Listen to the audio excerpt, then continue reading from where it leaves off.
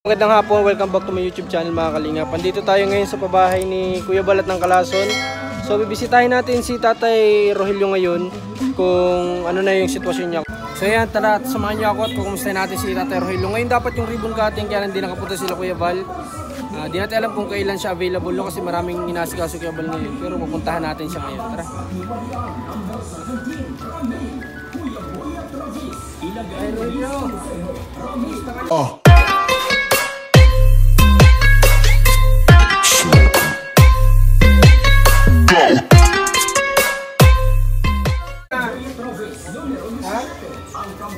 Kamusta? May bintana na mga kalingap po. Ito po mga kalingap. Pinaanohan ko po ito nung isang araw. Binigay po, pagpunta namin diet noon, sabi ni Kuya Balay, palagyan na nga daw po ng salamin. So yun po, kinausap ko po yung nagsusukat dito. Tapos, ayun nga, minadali ko siya na may kabit na kaagad kasi nga akala kong matutuloy yung ribbon cutting. Pero ayan, napakaganda po ng, ng bintana. No? Pwede magsalamin si Tatay Rogelio dito. No? Dito ka na pala magsasalamin, Tatay Rogelio? Ha? Dito ka na magsasalamin ano? Kamusta ka na? Nagpunta ko nung kanina, hindi ako nagpapagod. Wala akong kasi. Kamusta naman dito? Ayos naman. Saan higaan mo? Nilabas mo? Yung higaan mo? Sabi mo nung nakakamay tumutulog dito. Hindi ka. Kinausap ko kasi yung karpentero, sabi ko may tumutulog doon sa gawa. Sabi hindi na nga daw nalagyan pala ng bulkasil, kaya iniwanan ka daw dito ng bulkasil. Asan na yun? Ewan ko, hindi ko mga nakita. Iniwanan ka daw dito ng isang buong bulkasil. Tatlong lolo yun eh. Ha? Tatlo yan, saka dito. Sabi kasi hindi na daw nila naakyat yan. Kasi nga dumating yata nung time na sila Kuya Val.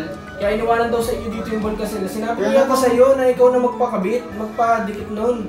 Wala na, hindi naman siya sinapsak. Tsaka patay wala naman yung... Kausap ko kasi kagabi yung karpentero, tinawagan ko nga about dito.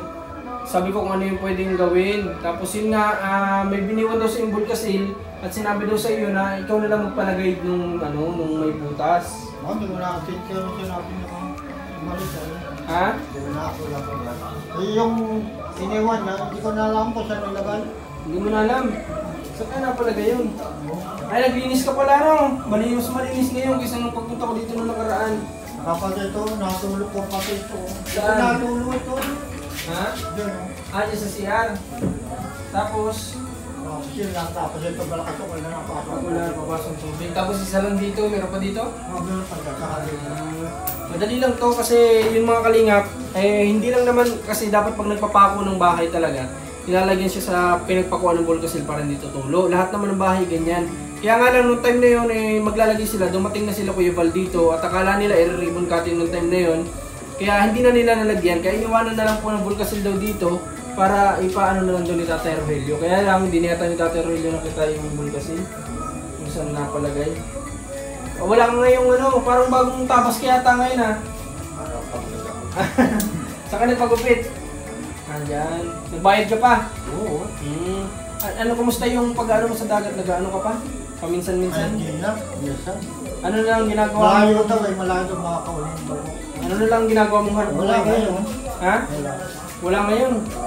Ano bang alam mo na trabaho?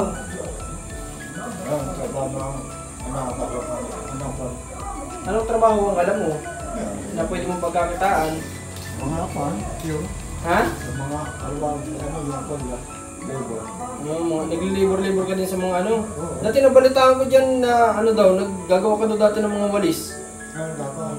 Kung ngayon hindi ka na nagagawa ng gano'n. Mahal ngayon ng walis pwedeng negosyo yun kasi medyo may kamahalan din ng walis ngayon. Wala tayo pabili ng pwede sa walis. Binibili na. Binibili din yung palapa na yun na ginagawang Binibili na. Bawas sa bawas. Pag bili mo, tapos i-edit pa, kakayasin mo kakayasin mo. Oo, kaya. Nagtanghalian ka na. Nangingihan ko, nagpunta Doon ka kumain sa center. Bili din ako ng pagkain naman. Yung mga kalingap, napakalaking tulong din talaga ng center natin dito, no? Yung lingap center natin sa Kapalungga. Kasi nandun sila sister, tapos mayroon doon mga pag-ano nung sa Word of God, nagpapakain sila ng mga senior. Lahat ng hinatid na natin dati ng ng feeding, eh pumupunta po sila doon sila kumakain. So si tatay, sana pumunta ka din doon minsan kapag may Nakakapag nga kami doon ng isang araw. Nagpunta ka doon? Nakinig ka din? So yun mga kalingap, napakalaking talaga nito, napakalaking tawag dito, napakalaking napakalaking tulong dun sa mga natin dito sa mga kababayan, kasi yan kagaya yung tanghalian, libre yun. Yan, galing din yan kay Kuya Val Santos Matubang. Kaya salamat kay Kuya Val sa kabutihan niyo po, sana marami pa po kayo matulungan. So yan tayo, may kaunti man ako dyan dala na groceries, ibibigay ko na sa iyo, no? Anong pa natin dito, wala pang ilaw eh. Wala pang ilaw. Sige, tatanungin natin yung pagdating nila Kuya Val. Ngayon kasi, dapat pupunta sila ngayon. Kaya nga lang, alam mo naman si Kuya Val, biglang may pabigla-bigla na pupuntahan. So hindi mo na ngayon nakapunta. Marahil bukas, pupunta sila bukas. So sasabihin natin yan kay Kuya, no? Si Kuya Val po magde-decide niyan. Pero ngayon, may dala akong groceries dyan para sa'yo, para may pangkain ka. No? Kukunin ko lang. Tara mga kalingap. Tara, ihatid natin ito kay Tatay Rogelio.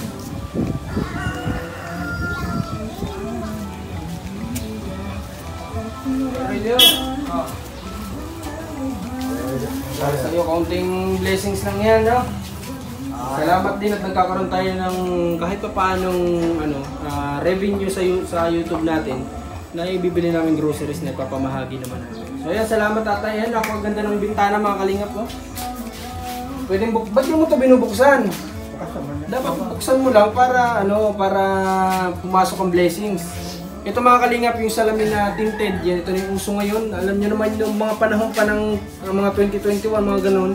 Ang uso pa nun is yung jealousy na yung plain lang. Pero ngayon ganito na po yung uso, nagkaroon na rin ng tinted. So ito yung kita mo yung labas, pero hindi ka kita sa loob, no? Napakaganda po. Ayan.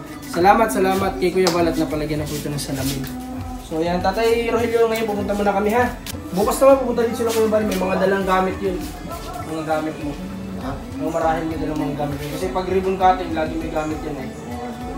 Kalingap, ito na po yung ito na yung kumbaga kompleto na po yung bahay ni Tatay Rogelio. May bintana na, may pintuan na, kompleto na po lahat. Nung ilaw na lang, pagdating nila Kuya Val, sabihin natin kung ano yung magiging desisyon niya. So yan, Tatay, punta na kami, ha?